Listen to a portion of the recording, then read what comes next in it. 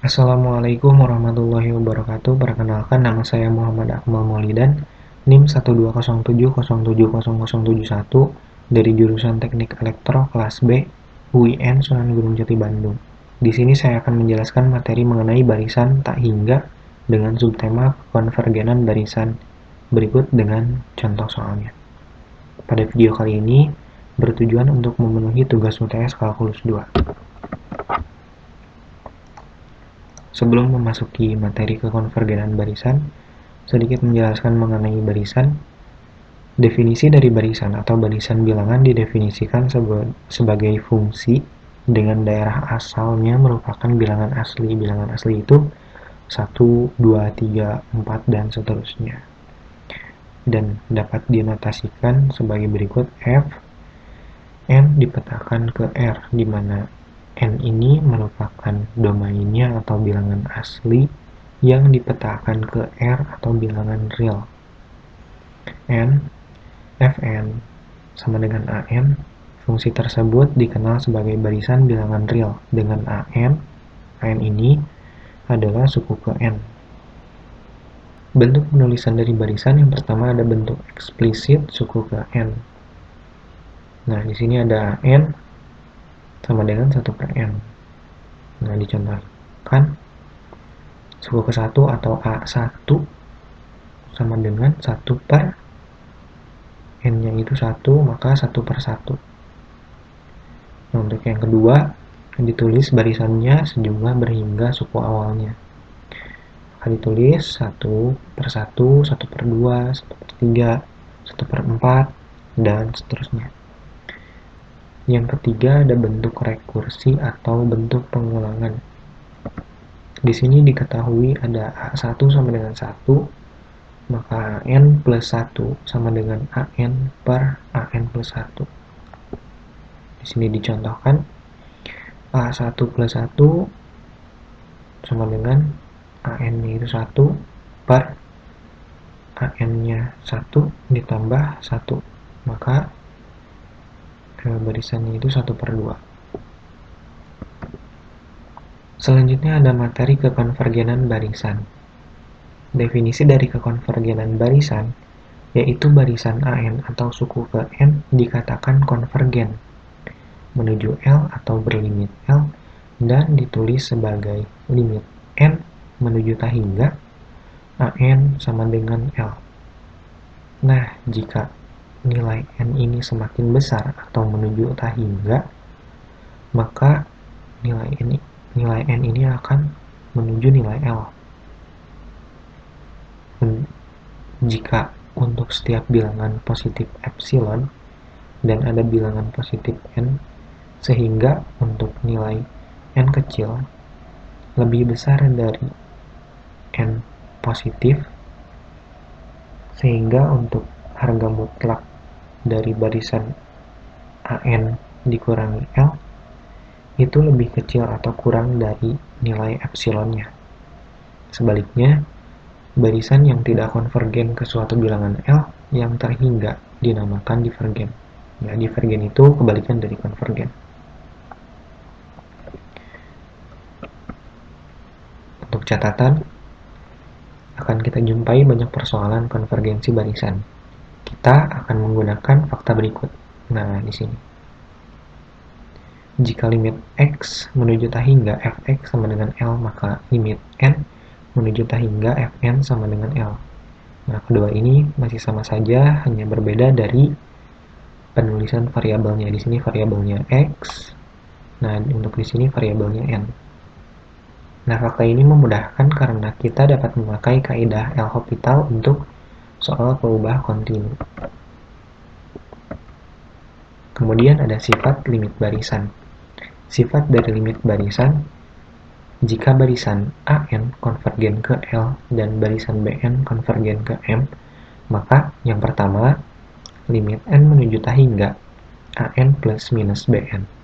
Dapat ditulis juga limit N menuju tahingga AN plus minus limit N menuju tahingga BN atau L plus minus N. Yang kedua ada limit N menuju tahingga AN dikali BN. Dapat ditulis juga limit n menuju tah hingga an dikali limit n menuju tah hingga bn, atau L dikali M. Limit yang ketiga ada limit n menuju tah hingga an per bn. Dapat ditulis limit n menuju tah hingga an dibagi limit n menuju tah hingga bn, atau L per M. Dan untuk M-nya itu tidak sama dengan 0. Barisan AN dikatakan monoton naik bila nilai AN plus 1 itu lebih besar dari AN. Dan untuk monoton turun bila nilai AN plus 1-nya itu kurang dari atau lebih kecil dari AN. Nah, di sini ada grafik yang untuk memudahkan menentukan konvergen dan divergen. Yang pertama ada A1, ada A2, A3. Di sini terlihat dari A1 sampai A3 itu menuju titik 1. Maka yang pertama ini disebut konvergen karena menuju satu titik. Yang kedua ada B1, B2, B3 sampai B5. Ini juga menuju atau mendekati titik 1. Maka disebut konvergen. Nah, untuk yang ketiga sedikit berbeda. Terlihat C1-nya di sini, C2-nya di sebelah kanan, C3, C5-nya di sebelah kiri. Maka untuk yang ketiga ini disebut divergen karena tidak menuju satu titik. Dan yang keempat ada D1, D2, dan D3 disebut konvergen karena pada satu titik. Untuk contoh soal yang pertama, diketahui AN sama dengan N-2 per 2N. Yang pertama ada menggunakan cara dibagi N dengan pangkat tertinggi. Di sini N pangkat tertingginya itu N pangkat 1, maka limit N menuju tah hingga N-2 dibagi 2N. Maka limit N menuju tah hingga N dibagi N dikurangi 2 dibagi N per 2N dibagi N.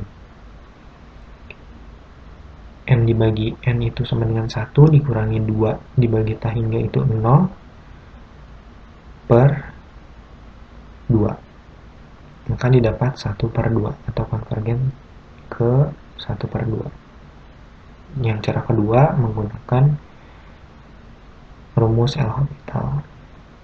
Di sini limit N menuju tah hingga N-2 dibagi 2N. N-2 diturunkan itu 1 dan 2N diturunkan itu 2. Maka sama saja nilainya 1 per 2.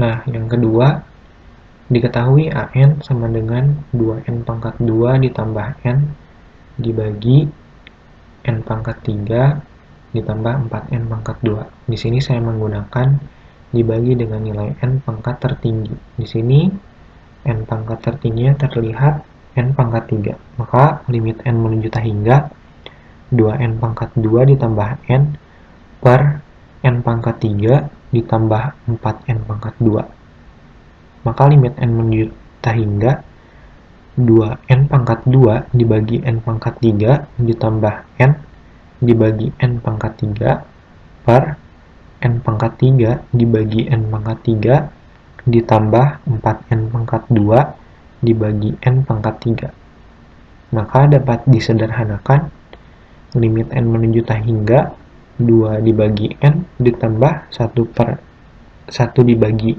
N pangkat 2 per 1 ditambah 4 dibagi N.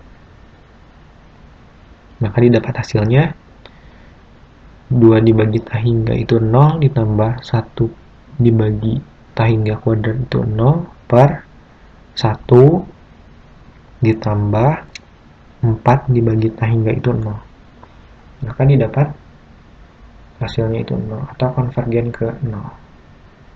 Mungkin cukup sekian dari saya. Terima kasih dan wassalamualaikum warahmatullahi wabarakatuh.